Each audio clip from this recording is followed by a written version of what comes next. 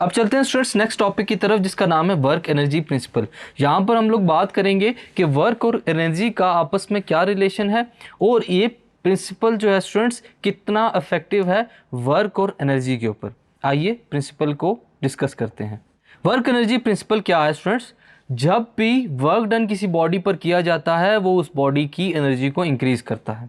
इसका क्या मतलब है?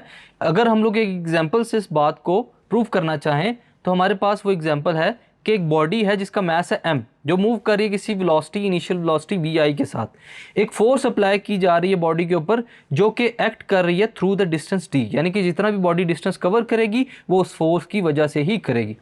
अच्छा, क्या होगा इसके बाद स्टूडेंट्स कि जब बॉडी के ऊपर फोर्स अप्लाई की जाती है तो इनिशियल वेलोसिटी से वो फाइनल वेलोसिटी की तरफ बॉडी मूव करेगी, यानी कि वेलोसिटी यहाँ पर चेंज होगी।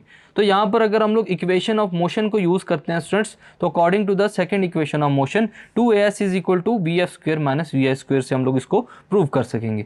यहाँ पर हमारे पास जो s है स्टूडेंट्स वो किसके इक्वल है? d के। s को हम लोगों ने लेफ्ट हैंड साइड पर ही रहने दिया यानी कि d को, और राइट हैंड साइड पर हम लोगों ने 2a को डिवाइड कर दिया।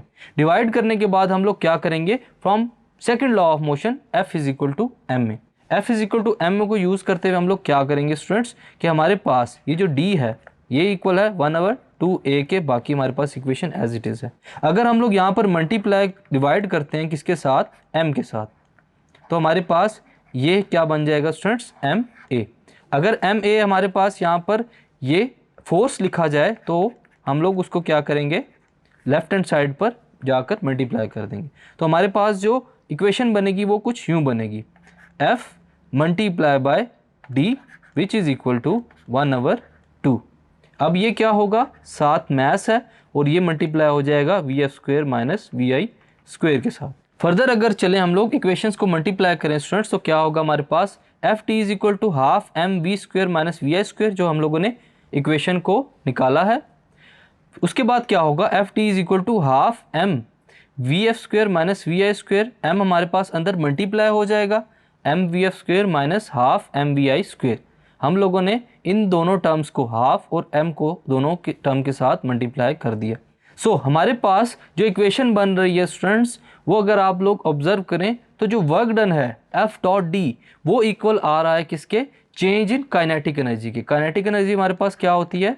हाफ एम वी स्क्वेयर, और वर्क डन हमारे पास होता है F डॉट डी। तो हमारे पास लेफ्ट और राइट हैंड साइड की इक्वेशंस को देखते हुए ये साफ पता चलता है स्टूडेंट्स कि जो वर्क डन है उसके इन्फ्लुएंस की वजह से जो एनर्जी के अंदर चेंज आता है स्टूडेंट्स वो कितना इंपॉर्टेंट है।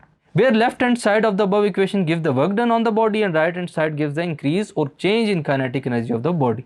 Thus, work done on the body equals change in its kinetic energy. तो हमें भी पता है स्टूडेंट्स कि किसी बॉडी के ऊपर अगर वर्क डन अप्लाई हो तो वो क्या करता है? उस बॉडी की काइनेटिक एनर्जी को चेंज करता है। This is known as work energy principal.